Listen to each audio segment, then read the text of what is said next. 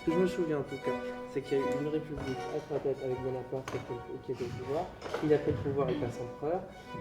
Il se fait destituer, donc il y a c'était Louis XVIII qui revient au pouvoir derrière.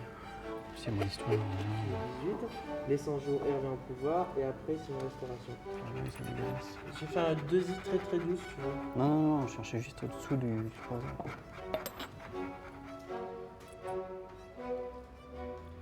J'aime pas ce côté. C'est vrai que ça fait combien d'heures que tu grattes là-dessus? À l'origine, c'est un prêtre qui a un nom, il s'appelle Joseph Drouin, qui serait prêtre en Lorraine, qui aurait vécu au début du XVIIIe. Et en fait, au rayon X, on a découvert que sous le prêtre, il y avait un officier de la garde nationale, révolutionnaire au Premier Empire.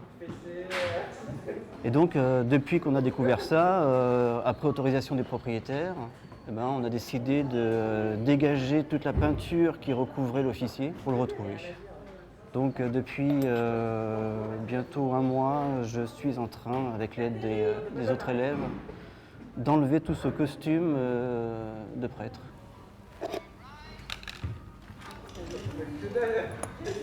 Un tableau qui avait été acheté par une amie sur internet, eBay tout simplement. Et en fait, elle me l'a confié parce qu'elle savait que je cherchais un tableau de mémoire pour la 3e année.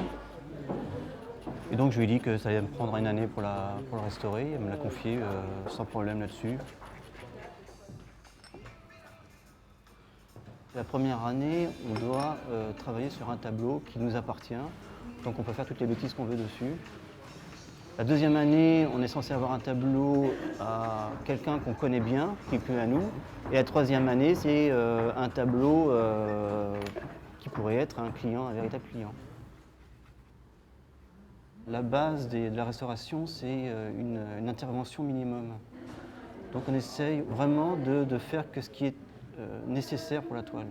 On a toujours envie de découvrir des lumières qui flashent ou ce genre de choses, et ça c'est vraiment une barrière mentale qu'on doit se mettre pour ne pas aller trop loin. Il y a aussi toute une partie qui est super intéressante dans la restauration, c'est la partie enquête. Il y a toujours une énorme enquête de savoir en fait qui était le prêtre, s'il a vraiment existé. Et j'ai découvert qu'il n'a jamais existé en fait.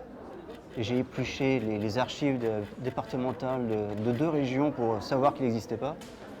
Après, faire des recherches sur l'officier.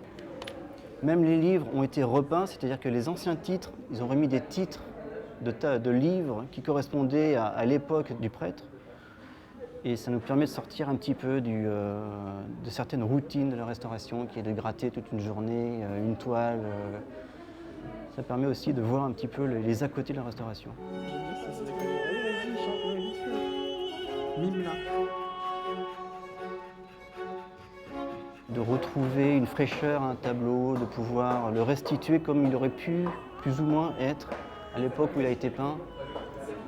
Et puis après, le client, quand il revoit son tableau, j'ai toujours eu que des bons retours. Et ça, c'est vraiment gratifiant de pouvoir restituer un tableau qui était parfois comme des vulgaires chiffons déchirés, et puis de retrouver une âme à son tableau. C'est vraiment beau, quoi. Il y a beaucoup de choses sous la peinture.